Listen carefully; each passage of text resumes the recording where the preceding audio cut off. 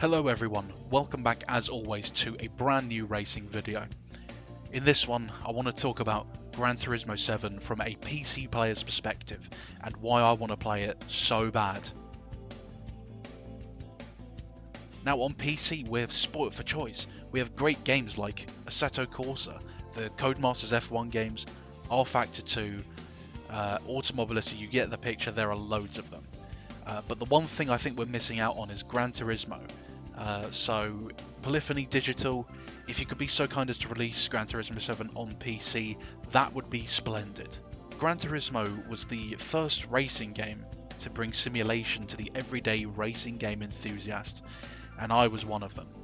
In one way or another, Gran Turismo influenced every single racing game which came after it since it released, and I just think that's amazing because I don't think we would have had games like Assetto Corsa or R Factor 2 if it wasn't for Gran Turismo. The Sims which we have today on PC are amazing in terms of physics, tyre models and the fact that they have laser scan tracks, but in my opinion they lack personality and character, and that's where Gran Turismo comes in really strong. The last Gran Turismo game I played was Gran Turismo 4, and I recently started playing it again on an emulator, and I even managed to get the game working with my Logitech G29 wheel through the use of a plugin on PCSX2, which is just amazing, being able to play Gran Turismo 4 with a wheel, and it works really well. Gran Turismo 4 and its previous installments presented itself as the go-to racing game for anybody, and the reason I think this is because if you were a person who knew a lot about cars, well, you had over 700 cars from 80 different manufacturers to play with. You combine that with the fact that you can upgrade and tune each car, and that gives an almost unlimited sense of possibilities of what type of car you could drive. In my opinion, this is the one thing which sets Gran Turismo apart from other racing games, and that's how it welcomes newcomers to the series, and racing, and I'd even go as far as to say car culture as a whole. Along with everything which the game has you do when you first load up the game, i.e. Going to races, buy your car and upgrade it to win more races, which by the way not only gives a sense of ownership and pride in the car you choose, but it also makes you stick with one car, and really it almost forces you to learn the car you chose from the inside out to extract the most time and performance from it as possible. And this is why so many people sink countless hours into the game, because on top of what I just said, the game is really good at showing that every car is unique and has their own characteristics and ultimately should be respected for what they're capable of in their own category. Gran Turismo Sport, the current entry in the series, focuses more on the multiplayer aspect of racing, and this game comes complete with a fully working rank system, a penalty system in the event of on-track incidents, and region-based matchmaking. So this means you get to race against people who are local to you geographically. As far as I'm concerned, the game does have single player, but it's nowhere near as deep as it used to be in the previous installments. There are AI races, however the main focus of the game, like I said, is the multiplayer, online multiplayer aspect of the game. Even with this deviation in game design, Gran Turismo Sport still provides immersive gameplay. For example, with the FIA Championship races which players can take part in. And to be honest, even though it's not single player and it doesn't really have much of a career, it still keeps the spirit of like the old Gran Turismo games, in the sense that you're made to sign a contract with a manufacturer for the season, and let's say you choose to sign with Mercedes, you'll get given the the Mercedes AMG GT3, and so that means you're kind of forced to learn the car you picked. You have to play to the strengths of your car and know where your car lacks pace. This is a crucial part of winning races and scoring points. Now, if you're not really ready to partake in a world-class FIA championship, there are daily races for you to choose, and there are 3 of them: daily race A, B and C, and they're split into 3 different categories. So daily race A is for beginner level players, short races and lower powered cars. Daily Race B is for intermediate level players with, normal powered cars, I suppose. And Daily Race C is for advanced level players with elements such as tyre wear and fuel consumption.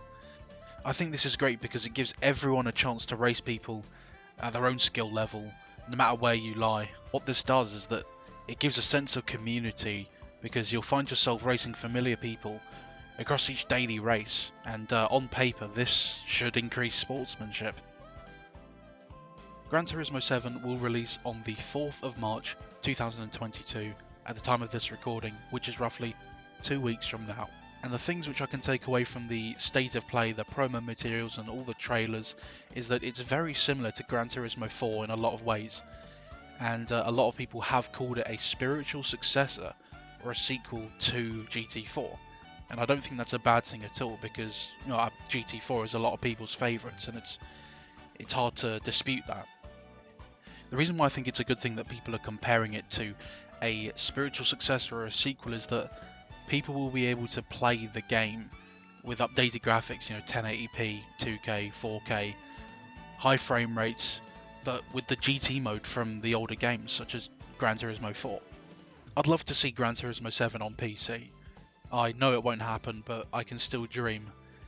I'm saying that because it would be a nice break from the, shall we say, the non-racing stuff which we see in other games of its caliber. And if it actually came to PC, it would definitely fill a gap in the PC market. There's no doubt about that. Gran Turismo has always been one of the best racing games out there, in my opinion. And a few reasons why I think that is because the game teaches you about the cars, and that each car is unique and special in its own way. And I think how they reflect that in their game is really simple. It's actually down to how they model the cars, among the other things as well. But for me, the thing which struck me the most is how they modeled each car and the detail they put into it. There's not one single polygon out of place. There's not one single texture which shouldn't be there. The car looks perfect, and when you look in the showroom, it just looks stunning, and that happens to be no matter what car you look at. Another reason why I think the series is just amazing is because it teaches you discipline by forcing you to trial the grueling license tests. I put a fair amount of time into the save which you're seeing on screen right now, and let me tell you, I've wanted to go for gold in each license test, and it could take me maybe an hour and a half to just get gold in one license test. And for me, the braking and acceleration tests are the hardest for me, because it really makes you figure out where the best place to brake is. And I even had to look up a video on how to do this braking test for the Viper, and the nuance required to get gold in that test. It amazes me a game from 2004 has that amount of detail built into each car, and that's what makes a great racing game for me. To say that all of this is returning in Gran Turismo 7 in a few weeks' time is a very exciting prospect, and while I won't be able to play it myself, I'll certainly enjoy all of the content being made about it. So yep, roll on Gran Turismo 7. Who knows, somewhere down the line there might be room for a PlayStation on this channel where I might be able to play this game somehow. That is a pipe dream right now. But yeah, I think that about does this video. So if you guys enjoyed watching this video, please give it a thumbs up and leave a comment if you like. Thank you for watching, and thank you for watching all of my previous videos, guys. Really means a lot to me, and thank you for sticking around. Take care, thanks for watching, and I'll see you guys in the next video.